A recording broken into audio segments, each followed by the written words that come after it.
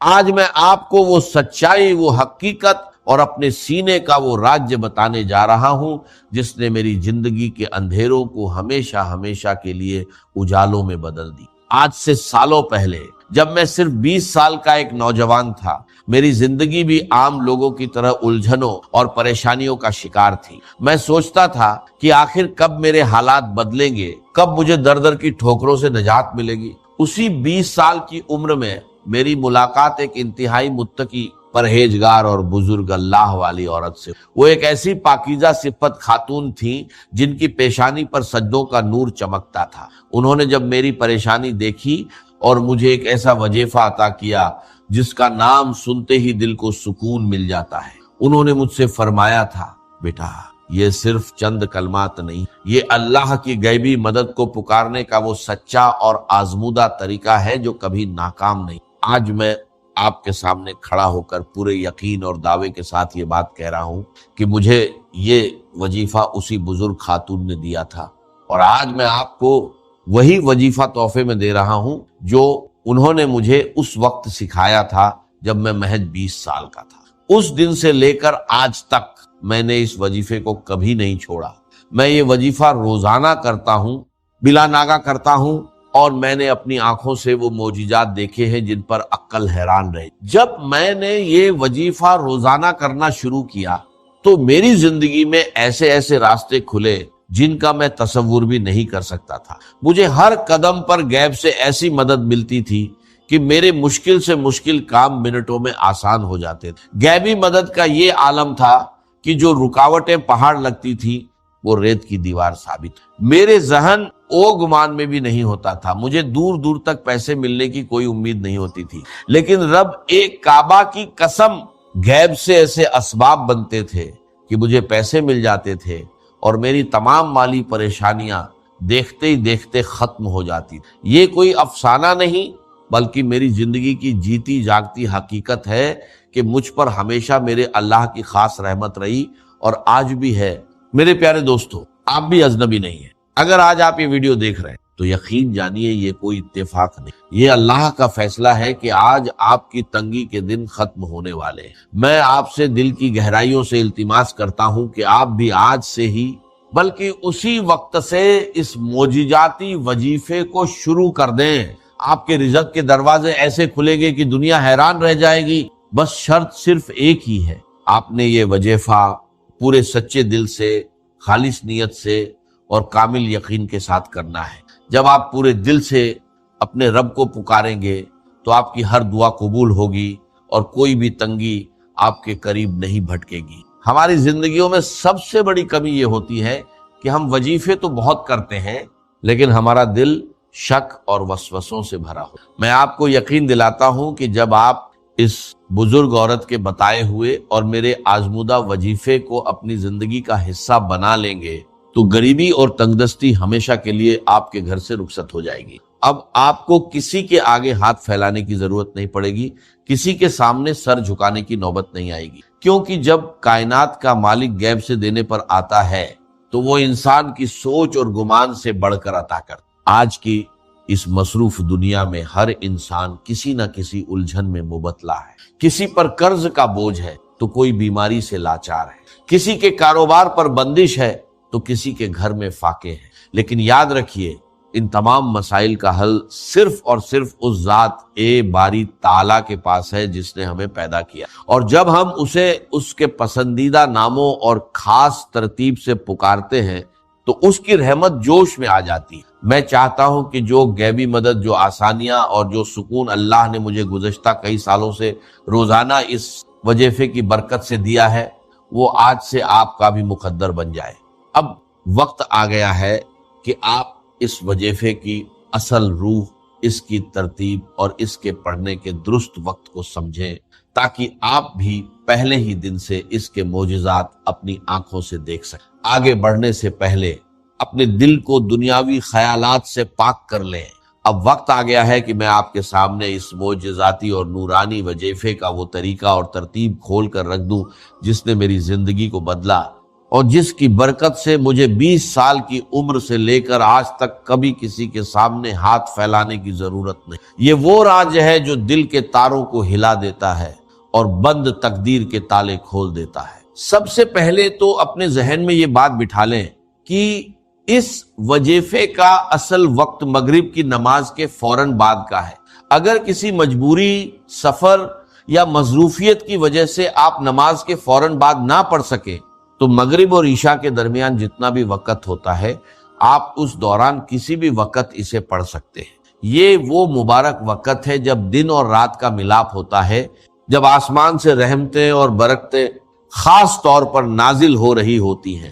اس وظیفے کی پہلی اور سب سے بڑی شرط یہ ہے کہ آپ نے اسے تنہائی میں بیٹھ کر پڑھنا ہے۔ آج کل لوگوں کی عادت بن چکی ہے کہ ایک ہاتھ میں تسبیح ہوتی ہے اور دوسرے ہاتھ سے موبائل فون چل دی ہے یا لوگوں سے باتیں ہو رہی ہوتی۔ میرے پیارے بھائیوں، ایسی غفلت سے پرہیز کر۔ جب کائنات کے شہنشاہ سے مانگنے بیٹھے تو اپنا پورا دھیان، اپنا دل اور اپنا دماغ صرف اور صرف اپنے خالق کی طرف متوجہ کر۔ عمل شروع کرنے سے پہلے آپ نے دل کی تسلی اور عمل کی طاقت کو بڑھانے کے لیے ایک بار پورا درود ابراہیمی لازمی پڑھنا ہے۔ پورا درود ابراہیمی یہ ہے: اللہم صل علی محمد وعلی آل محمد کما صلیت علی ابراہیم وعلی آل ابراہیم انک حمید مجید، اللہم بارک علی محمد وعلی آل محمد کما بارکت علی ابراہیم وعلی آل ابراہیم انک حمید مجید۔ درود شریف پڑھنے کے بعد آپ نے نہایت عاجزی اور سچے دل سے ایک بار پڑھنا ہے: بسم اللہ الرحمن الرحیم۔ اب یہاں سے ہمارا وہ معجزاتی سفر شروع ہوتا ہے جس کی ترتیب خود اس بزرگ خاتون نے مجھے سکھائی تھی۔ آپ نے کل 3 چیزیں پڑھنی ہیں اور یقین جانیے انہیں پڑھنے میں آپ کے صرف 10 سیکنڈ لگیں گے، لیکن ان 10 سیکنڈز کا اثر آپ کی پوری زندگی پر رہے۔ سب سے پہلے نمبر پر جو پکار ہے وہ ہے یا ربنا۔ یا ربنا کا مطلب ہے اے ہمارے رب، اے ہمارے پروردگار، لیکن اس کے ساتھ ہم نے اللہ پاک کا وہ مبارک نام ملانا ہے جو رزق کے خزانوں کا مالک ہے، یعنی یا رزاق۔ جب آپ ان دونوں ناموں کو ملا کر پڑھتے ہیں تو گویا آپ کائنات کے سب سے بڑے سکھی کے دروازے پہ دستک دے رہے ہوتے ہیں۔ آپ نے اس ترتیب کو صرف اور صرف 3 بار نہایت پیار اور عاجزی سے پڑھنا ہے: یا ربنا یا رزاق، یا ربنا یا رزاق، یا ربنا یا رزاق۔ اسے پڑھتے ہی آپ کے دل میں ایک عجیب سا سکون اترے۔ اب فوری طور پر دوسرے نمبر پر ہم نے اس پکار کی طرف بڑھنا ہے جو بندے کو اس کے رب کے سب سے زیادہ قریب کر دیتی ہے، اور وہ پکار ہے یا رب۔ میرے دوستو، جب انسان کہتا ہے یا ربنا تو یہ ایک پکار ہے، لیکن جب دل کی اتھاہ گہرائیوں سے نکلتا ہے یا ربی، اے میرے رب، تو بندے اور خدا کا فاصلہ مٹ، آپ اپنے رب کے اتنے قریب ہو جائیں گے کہ کائنات کے فرشتے بھی آپ پر رشک کرنے لگیں۔ اب اس یا ربی کے ساتھ آپ نے وہ جملہ دہرانا ہے جو آپ کی جھولی کو غیبی خزانوں سے بھر دے گا۔ آپ نے اپنے ٹوٹے ہوئے دل اور سچی نیت کے ساتھ 3 بار کہہ: یا ربی میری جھولی بھر دے، یا ربی میری جھولی بھر دے، یا ربی میری جھولی بھر دے۔ سبحان اللہ۔ جب کوئی عاجز بندہ مغرب کے اس مبارک وقت میں تنہائی میں بیٹھ کر اپنے خالق کو پکارتا ہے کہ اے میرے رب میری خالی جھولی کو بھر دے، تو اس غفور او رحیم ذات کو اپنے بندے کی لاچاری پر رحم آ جاتا۔ وہ ذات کبھی اپنے بندے کو خالی ہاتھ واپس نہیں لوٹا۔ میں نے اپنی زندگی کے ہر کٹھن موڑ پر جب بھی یہ پکار لگائی، مجھے غیب سے وہ کچھ ملا جس کا میرے وہم او گمان میں بھی نام او نشان نہیں تھا۔ یہ وہ نورانی کلمات ہیں جو براہ اے راست عرش اے الہی پر اثر کرتے ہیں اور انسان کی تقدیر کا رخ موڑ دیتے ہیں۔ اب اس کے فوراً بعد ہم اس تیسرے اور آخری معجزاتی کلمے کی طرف بڑھیں گے جو بڑے سے بڑے قرضے، بیماری، بندش اور جادو کا ایک ہی پل میں جڑ سے خاتمہ کر دیتا ہے، جو مشکلات کے سنگلا خط پہاڑوں کو بھی ریت کے ذروں کی طرح اڑا دیتا ہے۔ یہ وہ تسبیح ہے جو پریشان حالوں کی سب سے بڑی مددگار ہے۔ جب آپ یہ 2 وظائف مکمل کر لیں تو اب آپ نے تڑپ کر اپنے عاجز اور گناہگار ہونے کا اعتراف کرتے ہوئے اللہ رب العزت کا یہ مبارک نام صرف اور صرف 3 بار پڑھنا ہے: یا حل المشکلات، یا حل المشکلات، یا حل المشکلات۔ اس کا مطلب ہے اے میری تمام مشکلات کو حل کرنے والے رب۔ میرے دوستو، اس ایک نام میں وہ تاثیر پوشیدہ ہے کہ جب کوئی بے بس انسان کائنات کی تمام طاقتوں سے مایوس ہو کر اپنے رب کو یا حل المشکلات کہہ کر پکارتا ہے، تو اللہ پاک کی غیرت اور اس کی رحمت کو یہ گوارا نہیں ہوتا کہ وہ اپنے بندے کو خالی ہاتھ لوٹائے۔ جب آپ یہ تینوں چیزیں ترتیب وار 3 بار پڑھ لیں تو اب باری آتی ہے اس دربار اے الہی میں اپنی فریاد پیش کرنے کی، اور یہاں دعا مانگنے کا ایک سچا عاجزانہ اور خاص طریقہ ہے۔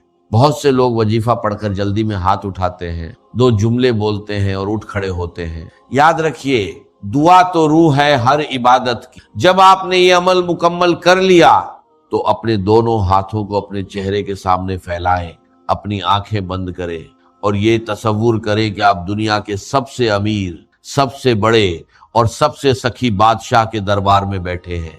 آپ کی جیب خالی ہے، آپ کے جسم پر پریشانیوں کے زخم ہیں، لیکن اس سخی کا دروازہ کھلا ہے۔ سب سے پہلے اپنی زبان سے ایک بار پھر پورا درود ابراہیمی پڑھیں۔ اللہم صلی علی محمد وعلی آل محمد کما صلیت علی ابراہیم وعلی آل ابراہیم انک حمید، اللہم بارک علی محمد وعلی آل محمد کما بارکت علی ابراہیم وعلی آل ابراہیم انک حمید مجید۔ پھر اللہ پاک کی حمد و ثنا بیان کرے، اپنے گناہوں کا اعتراف کرے اور کہے یا الہی میں گناہ گار ہوں، خطا کار ہوں، لیکن تیرے سوا میرا کوئی دوسرا رب نہیں ہے جس کے آگے میں ہاتھ پھیلا سکوں۔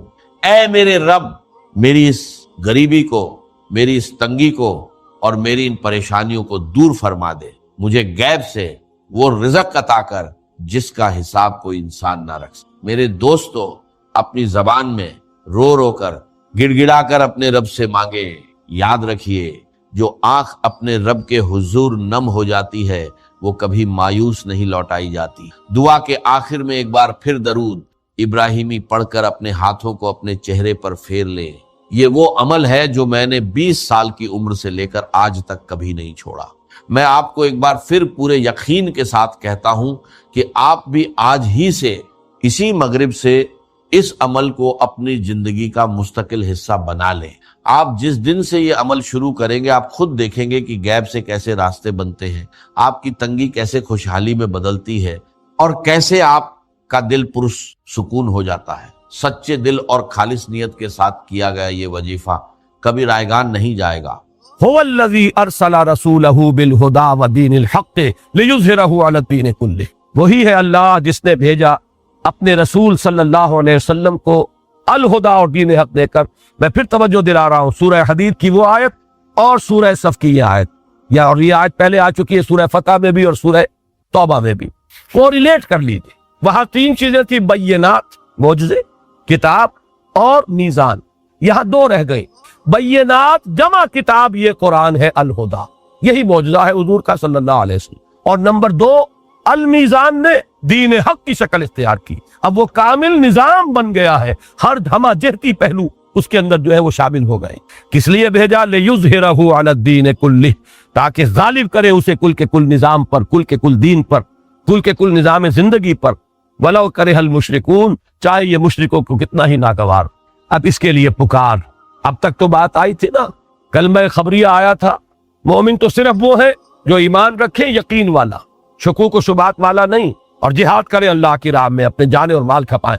اب یہاں پر وہ آ رہا ہے ایک دعوت اور ایک پکار اور للکار کے انداز میں، یا ایھا الذین آمنوا هل ادلکم علی تجارۃ تنجیکم من عذاب علیم، اہل ایمان کیا تمہاری رہنمائی کی جائے، کیا میں تمہاری رہنمائی کروں ایک ایسی تجارت کی طرف جو تمہیں عذاب علیم سے چھٹکارا دلا دے۔ جہنم سے چھٹکارا پانا چاہتے ہو تو ایک کاروبار کرنا پڑے گا۔ جس طرح کاروبار میں چھوٹا ہو یا بڑا ہو محنت بھی صرف ہوتی ہے اور پیسہ بھی اگر سرمایہ کم ہے محنت زیادہ ہو جائے گی۔ آپ ایک ٹوکری لے کر پھلوں کی اور پھریں گے سارا دن، 40-50 روپے شام تک لے آئیں گے بچوں کے لیے، سرمایہ کم تھا محنت زیادہ ہے۔ سرمایہ بڑھے گا ریڑھی لگ جائے گی، اب محنت کم ہو گئی، بوجھ اب گردن پر نہیں ہے، اور سرمایہ بڑھے گا کھوکھا لگ جائے گا، اور سرمایہ بڑھے گا بڑی شاندار دکان ہوگی، اور سرمایہ بڑھے گا امپورٹ ایکسپورٹ کا دھندا ہوگا۔ لیکن یہ کہ یہ 2 چیزیں ہمیشہ، سرمایہ اور محنت، وہی سرمایہ اور محنت لگاؤ گے اللہ کے دین کے لیے تو جہنم سے چھٹکارا ملے۔ تجارت تو وہ بھی ہے، تجارت یہ بھی ہے۔ یہاں کی تجارت میں تمہیں کچھ منفعت چاہیے، اور اس تجارت کا فائدہ یہ ہے کہ جہنم سے چھٹکارا پا جاؤ۔ هل ادلکم علی تجارت تنجیکم من عذاب علیم تؤمنون باللہ ورسولہ، ایمان پختہ رکھو اللہ پر اور اس کے رسول پر، وتجاہدون فی سبیل اللہ باموالکم وانفسکم، اور جہاد کرو اللہ کی راہ میں اپنی جانوں کے ساتھ، اپنے اموال کے ساتھ۔ ذالکم خیر لکم ان کنتم تعلمون، یہی تمہارے لیے بہتر ہے اگر تم سمجھو۔ وہ بہتری کیا ہے؟ اب اس کی وضاحت آ رہی ہے۔ یغفر لکم ذنوبکم، تمہاری خطاؤں سے درگزر فرمائے گا۔ وَيُدْخِلْكُمْ جَنَّاتٍ تَجْرِي مِن تحتها الْأَنْهَارُ، ان باغات میں تمہیں داخل کرے گا جن کے نیچے نہریں بہتی ہوگی۔ وَمَسَاكِنَ طَيِّبَةً فِي جَنَّاتِ عَدْنٍ، ریزیڈینشل گارڈنز میں بڑے عمدہ ریزیڈنسز فراہم کرے گا، بہت عمدہ مسکن، بہت اعلیٰ محل عطا فرمائے گا، اور وہ بھی باغات کے اندر ہوں گے، باغیچوں کے اندر ہوں گے۔ ان تین چیزوں کو آگے فل سٹاپ لگایا، ذالک الفوز العظیم، یہی ہے اصل بڑی کامیابی۔ البتہ اس بریکٹ کے باہر ایک شے اور ہے، وَأُخْرَى، ایک اور شے بھی، تحبونہا، جو تمہیں بہت پسند ہے۔ اس میں بھی ایک تعریض ہے، اللہ کو اس فتح وطا سے کوئی دلچسپی نہیں ہے، اللہ کو تو تمہیں آزمانا ہے۔ تم نے اپنا سب کچھ لگا دیا، تم کامیاب ہو گئے، چاہے وہ انقلاب آئے نہ آئے، چاہے وہ دین قائم ہو نہ ہو، تم کامیاب ہو جاؤ گے اگر تم نے اپنا سب کچھ اس میں کھپا دیا۔ یہ ہے کامیابی اصل، اور اصل کامیابی بندہ مومن کے لیے در حقیقت آخرت کی کامیابی۔ دنیا میں نصرت آئے، فتح آئے، یہ اضافی شے ہے، یہ گویا کہ ایک ثانوی شے ہے۔ اخرى تحبونہا، دوسری چیز جو تمہیں پسند ہے وہ کیا ہے؟ نصر من اللہ و فتح قریب۔ اب یہ ظاہر بات ہے کسی خاص وقت پر یہ بشارت دی جا رہی ہے کہ اب اللہ کی طرف سے مدد اور فتح جو ہے قریب ہے، بالکل آیا چاہتی، تمہاری قدم بوسی کرے گی فتح۔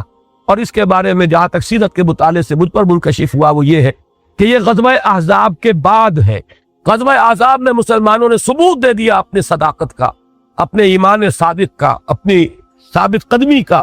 اس کے بعد حضور نے فرما دیا تھا صلی اللہ علیہ وسلم، اور میرے نزدیک وہ اس حکم کا امتثال امر ہے، وَبَشِّرِ الْمُؤْمِنِينَ، اے نبی اب بشارت دے دیجئے اہل ایمان کو۔ وہ بشارت اس وقت حضور نے ان الفاظ میں دی غزوہ احزاب کے فوراً بعد، لن تغزوکم قریش بعد عامکم ھذا، اے مسلمانوں اب ٹیبلز ٹرن ہو چکی، اب قریش میں جرت نہیں ہے کہ وہ تم پر حملہ آور ہو اس سال کے بعد۔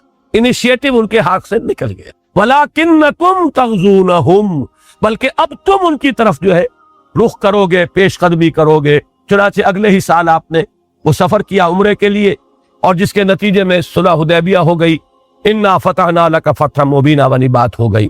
تو در حقیقت وہ شرح اس آیت کی۔ اب وہ آخری آیت آ گئی جس میں بڑی گہری مشابہت ہو جاتی ہے اس سورہ حدید کی آیت نمبر 25 کا جو ابتدائی حصہ ہے، وہ تو هو الذی ارسل رسولہ بالہدی ودین الحق لیظہرہ علی الدین کلہ میں آگے، اور جو آخری حصہ ہے، یا ایھا الذین آمنوا کونوا انصار اللہ، اہل ایمان اللہ کے مددگار بنو۔ وہاں کیا تھا؟ وَلِيَعْلَمَ اللَّهُ مَن يَنصُرُهُ وَرُسُلَهُ بِالْغَیبِ، اللہ دیکھنا چاہتا ہے کہ کون ہے اس کے وفادار بندے جو غیب میں ہونے کے باوجود اللہ کی اور اس کے رسولوں کی مدد کرتے۔ فرمایا یا ایھا الذین آمنوا کونوا انصار اللہ، اہل ایمان اللہ کے مددگار بنو۔ کما قال عیسی ابن مریم للحواریین، جیسے کہا تھا ایک وقت میں عیسیٰ ابن مریم نے اپنے حواریین سے، من انصاری الی اللہ، کون ہے میرا مددگار اللہ کی طرف۔ تو نصرت کی دو نسبتیں ہو گئی، اللہ کی مدد اس لیے کہ دین اللہ کا ہے، غلبہ اس کا ہے، اس کی حکومت قائم کرنی، حکومت الہیہ قائم کرنی، اس کا نظام ہے جس کو برپا کرنا ہے۔ اور رسول کی نصرت اس لیے کہ فرض منصبی رسول کا ہے، اصلاً رسول بھیجے گئے الہدی اور دین حق لے کر تاکہ اسے غالب کرے۔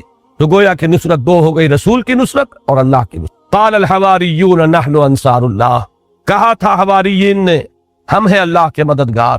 نتیجہ کیا نکلا؟ فآمنت طائفۃ من بنی اسرائیل وکفرت طائفہ، بنی اسرائیل دو حصوں میں منقسم ہو گئے، ایک حصہ ایمان لایا، ایک نے کفر کیا۔ ابتدا میں ایمان لانے والا حصہ بہت قلیل، قدر قلیل، کہتے 72 افراد کل تھے، جن میں سے 12 وہ حواریین تھے جو ہر وقت ان کے ساتھ رہتے تھے۔ ان میں سے ان کی اپنی روایت کے مطابق ایک وہ تھا جس نے کہ غداری کی اور خبر پہنچائی اور گرفتار کروایا حضرت مسیح کو۔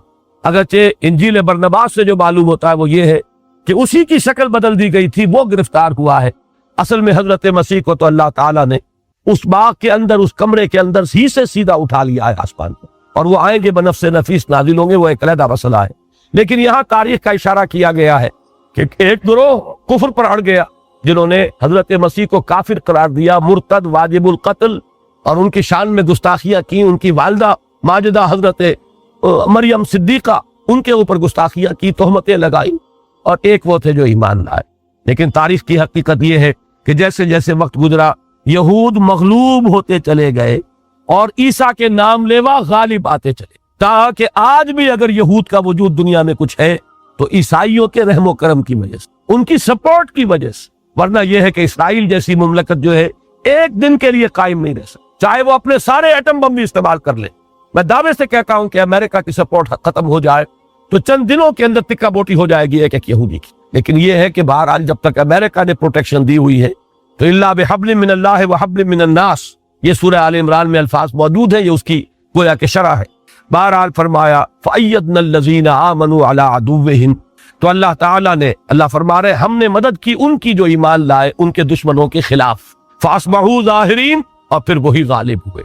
اب اس میں نوٹ کیجئے، کل بھی میں نے سورہ مجادلہ کی آیت کے حوالے سے کہا تھا رسولوں کا غلبہ ناگزیر ہے، کتب اللہ لأغلبن انا ورسلی۔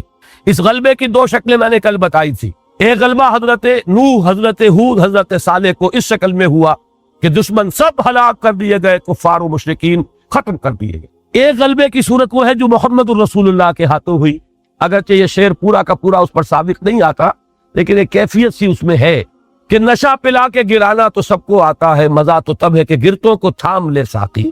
قوموں کا ہلاک کر دیا جانا جو ہے وہ بھی غلبے کی ایک شکل تھی، لیکن اصل شکل تو وہ تھی جو محمد الرسول اللہ کے دست مبارک سے ہوئی کہ قوم بھی رہی اور اللہ کا دین غالب ہو گیا۔ جاء الحق وزهق الباطل ان الباطل کان زہوقا۔ تیسری شکل اس میں ایڈ کیجئے، ضروری نہیں کہ وہ غلبہ نبی کے اپنے ہی سامنے ہو جائے، یہ غلبہ بعد میں بھی ہو سکتا ہے، جیسے کہ حضرت مسیح کے ساتھ ہوا۔ ان کے سامنے تو غلبہ نہیں ہوا، لیکن یہ کہ اس کے بعد ان کے نام لیواؤں کو غلبہ حاصل ہوا ان کے دشمنوں کے خلاف، یہ اس کی ایک مثال ہے۔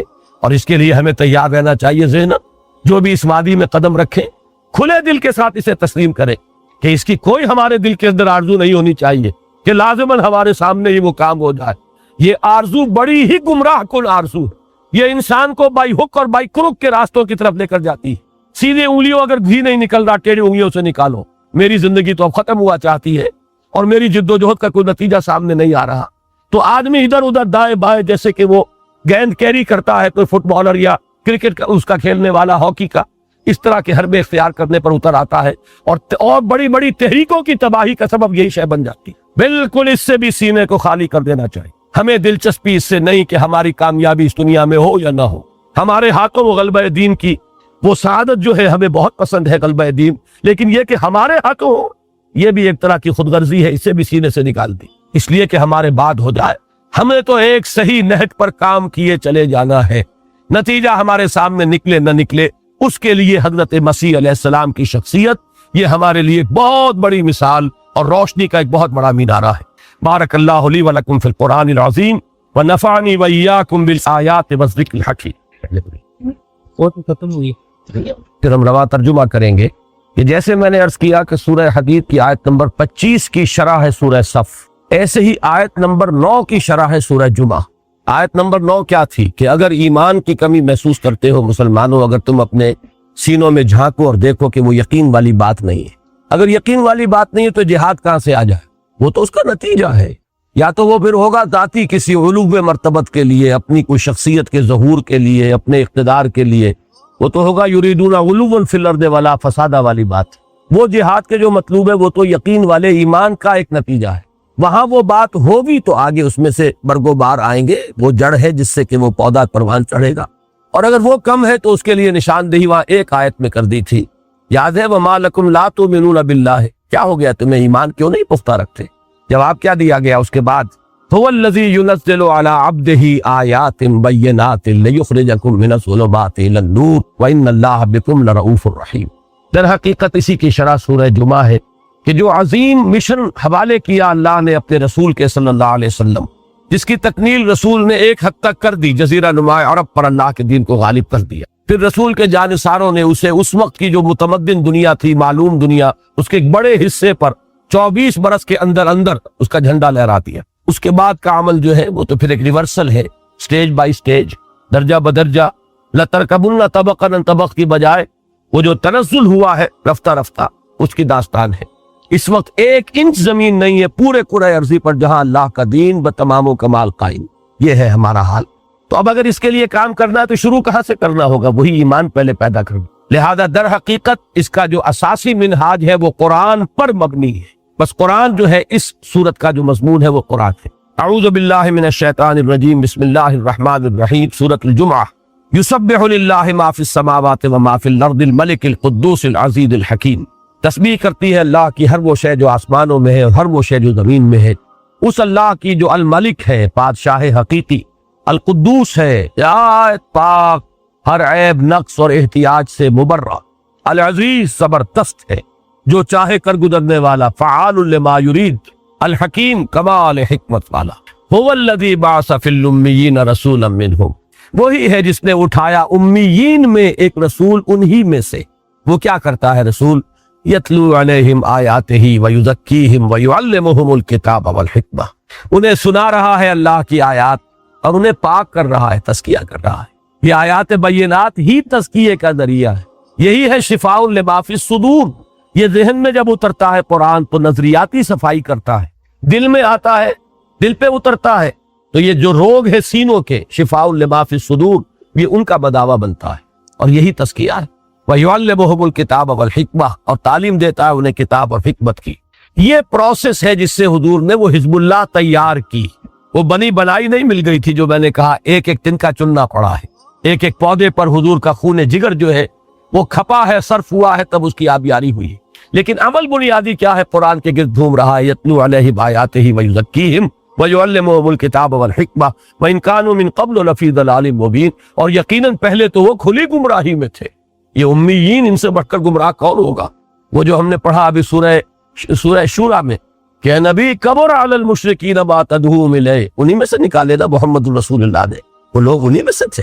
اس کے بعد فرمایا وآخرین منہم لما یلحقوا بہ، اور دوسرے بھی ہیں انہی میں سے، ان میں بھی بھیجا ہے وہ اللہ نے اپنے اس رسول کو، اس کی بعثت ان کی جانب بھی ہے، آخرین جو ابھی ان میں شامل نہیں ہوئے۔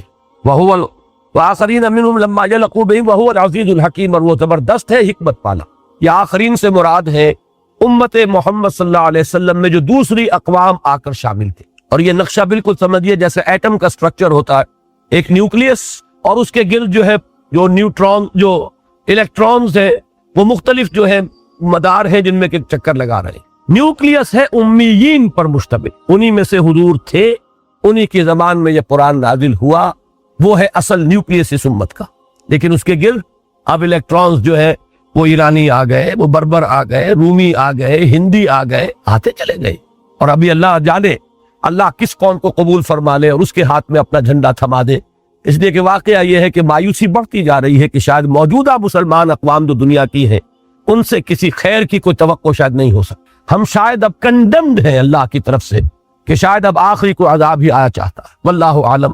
یہ کیفیتیں آتی رہتی ہیں، انقباض بھی ہوتا ہے، شرح بست جو ہے وہ بھی، اور کبھی قبض بھی ہوتا ہے، مایوسی بھی کبھی غلبہ کرتی ہے، حالات جو ہے بہت ہی زیادہ مایوس کن۔ لیکن اللہ کی قدرت سے کیا بعید ہے، اس نے پہلے تاتاریوں کے ہاتھوں پٹوایا، ان امیین کی مرمت کرائی، ایسی مرمت کے تاریخ میں یاد رکھی جائے، اور پھر انہی کے ہاتھ میں اپنے دین کا جھنڈا دے دیا۔ والعزیز الحکیم ذالک فضل اللہ یؤتیہ من یشاء واللہ ذو الفضل العظیم، یہ اللہ کا فضل ہے، وہ جس کو چاہے گا دے گا، یا جس کو چاہتا ہے دیتا ہے، وہ بڑے فضل والا ہے۔ تو تاریخ میں پہلے بھی ہوا ہے آیا فتنہ تاتار کے افسانے سے پاسباں مل گئے کعبے کو صنم خانے سے۔ اور سورہ محمد کی تو آخری آیت ہی ہے صلی اللہ علیہ وسلم، ان تتولوا یستبدل قوما غیرکم، تم پیٹھ دکھاؤ گے تمہیں ہٹائے گا کسی اور کو لے آئے۔ اب اس کے بعد جیسے سورہ صف میں ایک نشان عبرت یہود کی تاریخ بیان کی تھی، اب ان کو نشان عبرت کے طور پر لائے ہیں کتاب کے ضمن میں۔ انہیں بھی تورات دی گئی تھی، اے مسلمانوں جیسے تمہیں قرآن دیا گیا، لیکن انہوں نے اس کی ذمہ داری کو نہ نبھایا۔ مبادا تم بھی انہی کی طرح ہو جاؤ، ان گدھوں کی طرح جن پر کتابوں کا بوجھ نہ ادا ہوتا، اس لیے کہ جو کتاب سے استفادہ نہیں کرتے، محض ایک زوم ہے کہ ہم حامل قرآن ہیں، اور ویسے علامہ اقبال نے 100% صحیح کہلوایا ابلیس کی زبان سے کہ جانتا ہوں میں یہ امت حامل قرآن نہیں ہے، وہی سرمایہ داری بندہ مومن کا دین، جانتا ہوں میں کہ مشرق کی اندھیری رات میں بے ید بیضا ہے پیران حرم کی آستی، مجھ سے کوئی شے چھپی ہوئی نہیں ہے، جانتا ہوں۔ تو وہی کردار ہے جو ہم نے ثابت کیا کہ ہم نے انہی کے نقش قدم کو اختیار کیا ہے۔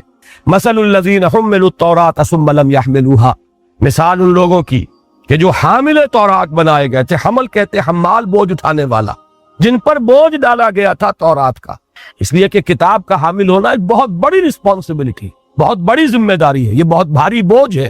انا سنلقی علیک قولا ثقیلا، یہ بھاری ذمہ داری، جو حامل بنائے گئے ثم لم يحملوها، پھر انہوں نے اسے نہ اٹھایا، ذمہ داری کو ادا نہ کیا، کمثل الحمار يحمل اسفارا، اس گدھے کی سی مثال ہے جس پر کتابوں کا بوجھ لدا ہوا۔ بئس مثل القوم الذین کذبوا بآیات اللہ، بری ہے مثال اس قوم کی جنہوں نے اللہ کی آیات کو جھٹلایا۔ یہ تکذیب عملی ہے، تکذیب قولی نہیں ہے۔ تورات کو یہود نے کبھی نہیں جھٹلایا زبان سے، عمل سے جھٹلایا۔ واللہ لا یہدی القوم الظالمین، اللہ ایسے ظالموں کو ہدایت نہیں دیتا۔ قل یا ایھا الذین ھادوا، اے نبی ان سے کہیے، اور یہاں اس وقت آپ کو مخاطب سمجھیے، قل یا ایھا الذین آمنوا، اس لیے کہ اللہ کی بات تو نہیں بدلتی، لن تجد لسنت اللہ تحویلا، اللہ کے کلمات تو اٹل ہیں، لہذا قل یا ایھا الذین ھادوا، کہہ دیجئے وہ لوگوں جو یہودی ہوئے، ان زعمتم، اگر تمہیں یہ زوم ہے، انکم اولیاء للہ من دون الناس، کہ تم اللہ کے خاص دوست ہو، محبوب ہو، چہیتے ہو، لاڈلے ہو، ابناء اللہ و احباؤہ ہو، اگر تمہارا یہ گمان ہے، لوگوں کو چھوڑ کر، لوگوں سے اللہ کا رشتہ نہیں ہے، وہ تو جینٹائلز ہیں، ہم ہیں، we are the chosen people of the Lord, یہ ان کا قول تھا۔ اگر اس پر تمہارا واقعی گمان ہے تو پھر فتمنوا الموت ان کنتم صادقین، تو اگر سچے ہو تو تمہیں موت کی تمنا کرنی چاہیے۔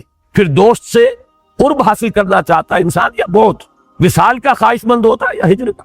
ولا یتمنونہ ابدا بما قدمت ایدیہم، اور یہ ہرگز نہیں تمنا کریں گے اس کی، ہرگز ابدا بما قدمت ایدیہم، بسبب اپنے دونوں ہاتھوں کی کمائیوں کے جو آگے بھیجا ہوا، انہیں معلوم ہے کیا اعمال کیا کرتوت ہیں۔ واللہ علیم بالظالمین، اللہ ان ظالموں سے خوب واقف ہے۔ قل ان الموت الذی تفرون منہ، کہہ دیجئے وہ موت جس سے تم بھاگتے ہو، فإنہ ملاقیکم، وہ تم سے ملاقات کر لے گی، کہاں بھاگو گے، وہ سامنے آن کھڑی ہوگی۔ ثم تردون الی عالم الغیب والشہادہ، پھر تمہیں لوٹا دیا جائے گا اس ہستی کی طرف جو کھلے اور چھپے، حاضر اور موجود اور غائب سب کی جاننے والی ہے۔ فینبئکم بما کنتم تعملون، پھر وہ تمہیں جتلا دے گا جو کچھ کہ تم کرتے رہے تھے۔ دوسرا رکوع اس سورہ مبارکہ کا آج ہم نہیں پڑھ رہے، صرف ایک جملے میں اشارہ کر رہا ہوں کہ اس کا ربط و تعلق کیا ہے۔ در حقیقت اس حزب اللہ کا ہفتے وار اجتماع ہے یہ جمعے کا نظام۔ مطلوب یہ ہے کہ کوئی نائب رسول ممبر رسول پر کھڑا ہو کر وہی کام کرے، یتلو علیہم آیاتہ ویزکیہم ویعلمہم الکتاب والحکمہ، تاکہ اس حزب اللہ کو اپنے جو بنیادی تصورات ہیں، اپنی جو آئیڈیالوجی ہے وہ تازہ ہوتی رہے، اپنے ہدف ذہن میں تازہ ہوتے رہے۔ جذبات کے اندر اگر کہیں سد مہری آ گئی ہے، پھر اس کے اندر ایک جذبے کے نہارت پیدا ہو جائے۔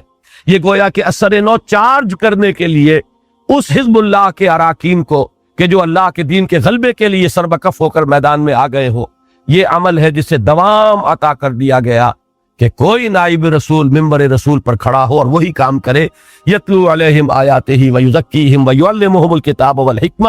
اسی لیے جمعے کے نظام کی اصل شے جو ہے وہ خطبہ جمعہ۔ ارادہ تھا اس کے بعد سورہ منافقون کو بھی شامل کرنے کا، لیکن اسے میں چھوڑ رہا ہوں۔ اب سورہ تغابن کا بڑا تیزی کے ساتھ ہم صرف جائزہ لیں گے، یہ چونکہ ایمان کے موضوع پر جامع ترین صورت ہے قرآن مجید کی۔ ویسے تو ایمان اصل میں موضوع ہے مکی صورتوں کا، مدنی صورت میں تو ایمان کے تقاضے آئے، وہ چاہے قوانین ہو، احکام ہو، حلال و حرام کے ضوابط ہوں، فرائض کیا ہے، پھر جہاد ہے، قتال ہے، انفاق ہے۔ لیکن یہ ہے کہ یہاں پر 18 آیات میں ایمان کا خلاصہ، پہلے 10 رکوع، پہلے رکوع کی 10 آیات، 7 میں ایمانیات ثلاثہ کی نیریشن ہے، کلام خبریہ، اللہ کی شان یہ ہے، اللہ کی صفات یہ ہے، رسالت کے باب میں لوگوں کو یہ ٹھوکر لگی ہے، آخرت کے بارے میں یہ مغالطہ ہو گیا ہے، کلام خبریہ ہے۔ لیکن اس کے بعد 3 آیات میں وہ کلام انشائیہ ہے، ایمان لاؤ اللہ پر اور اس کے رسول پر۔ اس کے بعد جو دوسرے رکوع کی 8 آیات ہے، 5 آیات میں ایمان کے مضمرات و ثمرات و نتائج جو میں نے اشارہ کیا تھا کہ ثم استقاموا کی شرح یہاں آ جائے۔ کہ کیا تقاضا ہے اس کا اللہ کو اپنا رب اور اپنا لارڈ اور اپنا مالک مان لینے کا، اس کا تقاضا کیا ہے؟ اور پھر 3 آیات میں ان تقاضوں کو پورا کرنے کی پرزور دعوت۔ یہ 18 آیات کا تجزیہ ہے، اب پڑھیں۔ بسم اللہ الرحمن الرحیم، یسبح للہ ما فی السماوات و ما فی الارض، تسبیح کرتی ہے اللہ کی ہر وہ شے جو آسمانوں میں ہے اور ہر وہ شے جو زمین میں ہے، لہ الملک، بادشاہی اسی کا حق ہے، ڈی فیکٹو بھی اسی کی ہے، ڈی جیورے بھی اسی کی ہے، وَلَهُ الْحَمْدُ، وہ الحمد و ثنا بھی اسی کی ہے، وَهُوَ عَلَىٰ كُلِّ شَيْءٍ قدیر، وہ ہر شے پر قادر، هُوَ الَّذِي خَلَقَكُمْ، وہی ہے جس نے تمہیں پیدا کیا بنایا، فَمِنْكُمْ كَافِرٌ وَمِنْكُمْ مُؤْمِنٌ، تو کوئی تم میں سے کافر ہے کوئی مومن ہے، وَاللَّهُ بِمَا تَعْمَلُونَ بَصِيرٌ، اور جو کچھ تم کر رہے ہو اللہ دیکھ رہا ہے، یعنی مومنوں کو ان کا حق مل جائے گا، کافروں کو ان کی سزا مل جائے گی، اللہ دیکھ رہا۔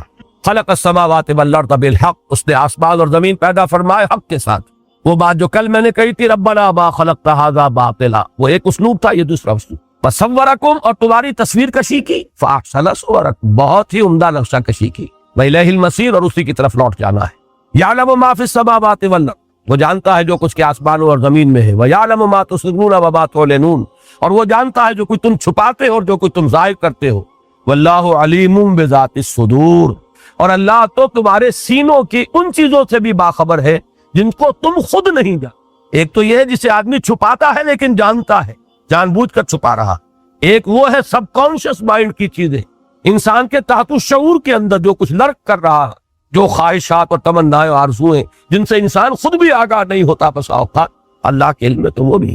اب یہ 4 آیتوں میں توحید کا اور اللہ کی ذات و صفات کا بیان ہوا، 2 آیتوں میں رسالت۔ الم یاتکم نبأ الذین کفروا من قبل، کیا تمہارے پاس آ نہیں گئی خبریں ان لوگوں کی جنہوں نے کفر کیا تھا پہلے، قوم ہود، قوم سمود، قوم عاد، قوم نوح، فذاقوا وبال امرہم، جب انہوں نے کفر کیا تو اپنے کیے کا بوال چکھ لیا، یعنی وہ ہلاک کر دیے گئے، وَلَهُمْ عَذَابٌ أَلِيمٌ، اور اصل سزا تو آخرت کی ہے، دردناک سزا۔ ذَلِكَ بِأَنَّهُ، یہ اس لیے ہوا، كَانَتْ تَأْتِيهِمْ رُسُلُهُم بِالْبَيِّنَاتِ، ان کے پاس ان کے رسول آتے رہے واضح تعلیمات کے ساتھ یا واضح نشانیوں کے ساتھ، فَقَالُوا أَبَشَرٌ يَهْدُونَنَا، تو انہوں نے کہا کیا بشر، انسان ہمیں ہدایت دیں گے، یعنی بشریت کو دلیل بنایا ان کی رسالت کو رد کرنے کی، یہ رسول کیسے ہو سکتے ہیں جب بشر، فَكَفَرُوا، تو انہوں نے کفر کیا، اس بنیاد پر کفر کیا، وَتَوَلَّوْا، اور پیٹھ موڑ لی، وَاسْتَغْنَى اللَّهُ، تو اللہ نے بھی بے نیازی کی روش اختیار کی، وَاللَّهُ غَنِيٌّ حَمِيدٌ، اللہ تو غنی اور حمید ہے ہی، یہ بے نیازی کا جامہ اس پر تو راست آتا ہی ہے اور کسی پر تو آتا ہی نہیں۔ اب یہاں نوٹ کر لیجئے، میں نے پرسوں کی اپنی گفتگو میں اشارہ کیا تھا، ایک ہی مرض ہے رسالت اور نبوت اور بشریت میں تضاد محسوس کرنا۔ اس مرض کا ظہور ہوا اس وقت اس شکل میں کہ جن کے سامنے گوشت پوست کا انسان موجود تھا وہ بشریت کا انکار کیسے کرتے؟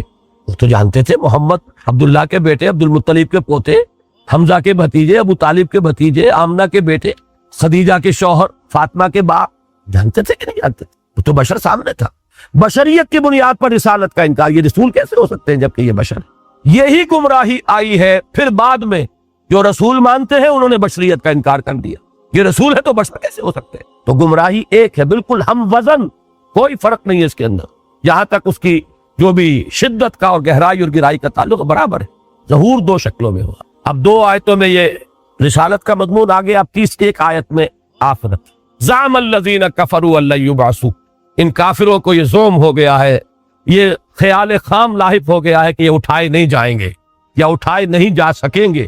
قل بلا وربی، کہہ دیجئے کیوں نہیں، اور مجھے اپنے رب کی قسم، لتبعثن، تم لازماً اٹھائے جاؤ گے، ثم لتنبؤن بما عملتم، پھر تمہیں جتلا دیا جائے گا جو کچھ کہ تم نے کیا ہوگا، وذالک علی اللہ یسیر، اور یہ اللہ پر بہت آسان۔ یہ 7 آیتیں ہیں، اب آ رہا ہے کلمہ فا کے ساتھ، جیسے کل میں نے سورہ حج کی آخری آیت میں توجہ دلائی تھی، یہ فا بڑا اہم ہوتا ہے، فآمنوا باللہ، فآمنوا باللہ ورسولہ والنور الذی انزلنا، بس ایمان لاؤ اللہ پر اور اس کے رسول پر اور اس نور پر جو ہم نے نازل فرمایا، یعنی یہ قرآن حکیم، واللہ بما تعملون خبیر، اور جو کچھ تم کر رہے ہو اللہ اس سے باخبر ہے۔ یوم یجمعکم لیوم الجمع ذالک یوم التغابن، وہ دن جس دن کی وہ تمہیں جمع کرے گا، جمع کرنے کے دن، وہ ہے ہار اور جیت کے فیصلے کا دن۔ اس روز جو جیتا وہ جیتا، جو ہارا وہ ہار، جو کامیاب ہوا وہ کامیاب ہوا، جو ناکام ہوا وہ ناکام۔ اصل کامیابی اس روز کی، اصل ناکامی اس روز کی، اور وہ کامیابی کیا ہے؟ وَمَن يُؤْمِن بِاللَّهِ وَيَعْمَلْ صَالِحًا يُكَفِّرْ عَنْهُ سَيِّئَاتِهِ، جو اللہ پر ایمان لائے گا اور عمل کرے گا اچھے، اللہ تعالیٰ اس کی برائیوں کو دور کر دے گا. وَيُدْخِلْهُ جَنَّاتٍ تَجْرِي مِن تَحْتِهَا الْأَنْهَارُ خَالِدِينَ فِيهَا أَبَدًا, اور انہیں ان باغات میں داخل کرے گا جن کے دامن میں ندیاں بہتی ہوں گی, جن میں وہ رہیں گے ہمیشہ ہمیشہ. ذَلِكَ الْفَوْزُ الْعَظِيمُ, یہی بڑی کامیابی. اور ناکامی کیا ہے؟ وَالَّذِينَ كَفَرُوا وَكَذَّبُوا بِآيَاتِنَا أُولَٰئِكَ أَصْحَابُ النَّارِ خَالِدِينَ فِيهَا وَبِئْسَ الْمَصِيرُ, اور جنہوں نے کفر کیا اور جھٹلایا ہماری آیات کو, وہ ہوں گے آگ والے, اس میں رہیں گے ہمیشہ ہمیشہ, اور وہ بہت ہی برا ٹھکانہ ہے. پہلا رکوع ختم ہوا. دوسرے رکوع کی پہلی 5 آیات میں ایمان کے 5 ثمرات. پہلا نتیجہ وہ ہے جو سورہ حدید میں آ چکا ہے تفصیل سے, یہاں اجمالاً ما صاب من مصیبت الا باذن اللہ, کوئی مصیبت واقع نہیں ہو سکتی مگر اللہ کے اذن سے. ومن یؤمن باللہ, اور جو اللہ پر ایمان رکھتا ہو, یہد قلبہ, اللہ اس کے دل کو ہدایت دے دیتا ہے. واللہ بکل شیء علیم, اللہ ہر چیز کا علم رکھتا ہے. یہ ہدایت کس بات کی ہے؟ تسلیم و رضا. دیکھیے ایک درجہ تو یہ ہے کہ بدل مختلف حالات میں یا صبر ہوگا یا شکر ہوگا. اللہ نے کچھ دیا ہے شکر کیجئے, اللہ نے کچھ چھین لیا ہے, کوئی تکلیف پہنچا دی, صبر کیجئے. لیکن یہ ابتدائی منزل ہے. مقام صبر جو ہے اور مقام شکر, ان دونوں سے بلند تر ایک مقام ہے, اور وہ ہے مقام رضا. اللہ کی رضا پر راضی ہو جانا. اے اللہ تجھے یہ راضی ہے تو میں بھی راضی. اس کے لیے بہترین شعر ہے مولانا محمد علی جوہر کا, جو بیٹی جب بیمار ہوئی تھی, ایک دفعہ جیل میں گئے, ایک بیٹی بیمار ہوئی, پیرول پر رہا ہوئے تھے اس کو دفن کرنے کے لیے, پھر جیل میں تھے کہ دوسری بیٹی اسی مرض کی شکار, تو جیل سے ایک نظم لکھ کر بھیج دی جس کا آخری شعر یہ تھا کہ تیری صحت ہمیں منظور ہے لیکن اس کو نہیں منظور تو پھر ہم کو بھی منظور نہیں. یہ ہے مقام رضا, مقام تسلیم و رضا, جس کے بارے میں اقبال نے جو بات کہی ہے میں سمجھتا ہوں اس سے زیادہ پرشکو انداز تو ممکن ہی نہیں ہے. مولانا محمد علی جوہر کا شعر تو بہت پیچھے رہ جائے گا, لیکن سادگی میں بات تو وہی ہے. یہ اقبال نے جو کہا ہے, برو کشید سے پیچا کے ہست و بود مرا, چے اقدہا کے مقام رضا کشود مرا. اس مقام رضا نے تو میرے وہ عقدے حل کیے ہیں, یہ پیچا کے ہست و بود سے نکال لیا. اب میں اس دنیا میں نہیں رہتا ہوں, دنیا سے ماورا, اس کے بدلتے ہوئے حالات مجھ پر اثر انداز نہیں ہوتے. بہرحال یہ پہلا ہے, اب اس کی تفصیل میں جانے کا موقع نہیں. نمبر 2, واطیعوا اللہ واطیعوا الرسول, اطاعت کرو, حکم مانو اللہ کا اس کے رسول کا. نہیں مانتے ہو تو دفع ہو جاؤ, پھر ایمان کا دعویٰ بیکار ہے, بے معنی ہے, لا یعنی کوئی حقیقت نہیں. اطاعت کرو اللہ کی اور اس کے رسول کی. فَإِن تَوَلَّيْتُمْ, اگر تم پیٹھ دکھا دو گے, فَإِنَّمَا عَلَىٰ رَسُولِنَا الْبَلَاغُ الْمُبِينُ, تو جان لو ہمارے رسول کے ذمے صاف صاف پہنچا دینے کے سوا کوئی ذمہ داری نہیں. آگے رسپانسبلٹی تمہاری ہے, you will be held responsible, تم اکاؤنٹیبل ہوگے on the day of judgement. رسول نے بات پہنچا دی, وہ فارغ ہوئے, بری ہوئے. نمبر 3, اللہ لا الہ الا ہو علی اللہ فلیتوکل المؤمنون, اللہ وہ ہے جس کے سوا کوئی معبود نہیں, بس اللہ ہی پر توکل کرنا چاہیے اہل ایمان. اسباب پر توکل نہ رہے, وسائل و ذرائع و اسباب مادی فراہم کرو, استعمال کرو امکانی حد تک, لیکن تکیہ ان پر نہ ہو, بھروسہ ان پر نہ ہو. توکل صرف ذات باری تعالیٰ, اسباب پر نہیں, مسبب الاسباب پر. نمبر 4, اب یہ علائق دنیاوی آ گئے, وہ محبتیں, وہ بار بار جن کا ذکر ہوا ہے, ان کے بارے میں قرآن کا نقطہ نظر بڑا عجیب ہے. ایمان دل میں آ جائے گا تو ان کی محبتوں کے پردے میں دشمنی نظر آنے لگے گی. بیوی کی محبت مجھے غلط راستے پر نہ لے جائے, بچوں کی محبت اور ان کا لاڈ پیار, کہیں میں ان کو بھی برباد نہ کروں اور کہیں ان کی محبت مجھے برباد نہ کروں. ان کے لیے اور ان کی رضا جوئی کے لیے اور ان کی فرمائشیں پوری کرنے کے لیے حرام خوری, ان کو اعلیٰ سے اعلیٰ تعلیم دلوانے کے لیے رشوت اور سارے غلط ہتھ کنڈے یہ انسان کر رہا ہے. گویا کہ یہ محبت کے پردے میں دشمنی ہو رہی ہے, عداوت ہے. یا ایھا الذین آمنوا ان من ازواجکم واولادکم عدوا لکم فاحذروا, اہل ایمان تمہاری بیوی اور اولاد میں سے کچھ تمہارے دشمن مصبر, چھپے ہوئے, ہاتھ میں, بچ کر رہو, بی آن دی الرٹ, اپنی حفاظت کرو. فاحذروہم, ان سے بچ کر. وَإِن تَعْفُوا وَتَصْفَحُوا وَتَغْفِرُوا فَإِنَّ اللَّهَ غَفُورٌ رَحِيمٌ, لیکن گھر کی زندگی کو تم میدان جنگ کا نقشہ نہ بنا دو, بلکہ یہ کہ درگزر کرو. اگر تم درگزر کرو, معاف کر دیا کرو, اور کچھ نظر انداز بھی کیا کرو, چشم پوشی سے کام لیا کرو, تو اللہ بھی غفور اور رحیم. یہ نہیں کہ ہر وقت ڈنڈا ہاتھ میں ہے اور ڈانٹ ڈپٹ اور لڑائی ہو رہی ہے, اس سے بغاوت وجود میں آتی ہے. لیکن خود اپنے آپ کو پوری طرح محفوظ رکھو. ان کی تربیت کے لیے سردی گرمی دونوں چاہیے, کہ نرمی بھی چاہیے گی, محبت بھی درکار ہوگی, اور کبھی سرزنش بھی درکار ہوگی, لیکن یہ کہ اپنا تحفظ پہلے. قوا انفسکم, بچاؤ پہلے اپنے آپ. 5ویں چیز اموال, ان کے بارے میں نقطہ نظر. انما اموالکم واولادکم فتنہ, تمہارے یہ اموال و اولاد تمہارے لیے فتنہ ہے, آزمائش ہے, انہی میں آزمائے جا رہے ہیں. کہ دیکھتے ہو اس پرڑے کو نیچے کرتے ہو یا اس کو کرتے ہو، اسی میں تو سارا کھیل ہے، اس ڈنڈی کے ادھر یا ادھر ہونے ہی پر سارا دار و مدار ہے، فلاح کا اور یا تباہی اور بربادی کا۔ واللہ عندہ اجر عظیم، اور اللہ ہی کے پاس ہے بہت بڑا اجر۔ اولاد یہاں پر دونوں جگہ پر لائی گئی، پہلی آیت میں بھی ان من ازواجکم و اولادکم